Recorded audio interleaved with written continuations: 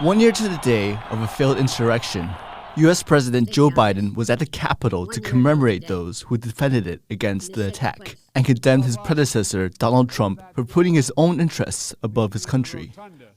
The former President of the United States of America has created and spread a web of lies about the 2020 election. He's done so because he values power over principle, because he sees his own interest as more important than his country's interest, than America's interest. It's an unforgettable scene for most Americans. Trump supporters storming the Capitol, smashing property, climbing buildings, firing weapons, and assaulting police officers. Around 140 police officers were injured, and 5 people were killed. U.S. House Speaker Nancy Pelosi was there that day. Now I ask all members to rise for a moment of silence in their memory. Hours before the riots began, then President Trump spoke to his supporters challenging Biden's electoral victory and inciting his followers to march to the Capitol. Trump supporters are still questioning Biden's victory.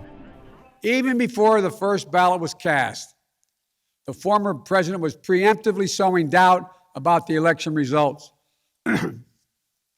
He built his lie over months. It wasn't based on any facts. He was just looking for an excuse, a pretext, to cover for the truth. The U.S. House of Representatives quickly moved to impeach Trump for a second time for incitement to insurrection.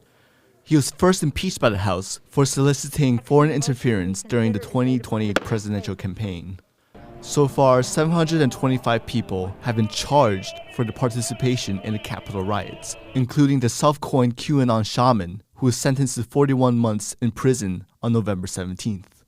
Donald Trump originally planned to speak on January 6th, but instead he released a statement maintaining the election was stolen and chiding Biden's policies.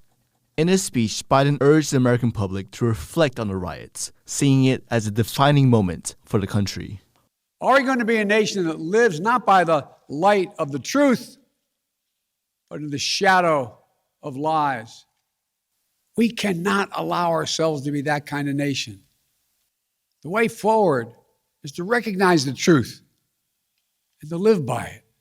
Almost a year into his presidency, Biden has his work cut out for him.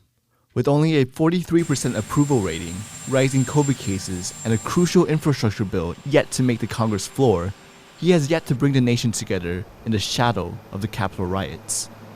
Klein Wang and Wang for TaiwanPlus.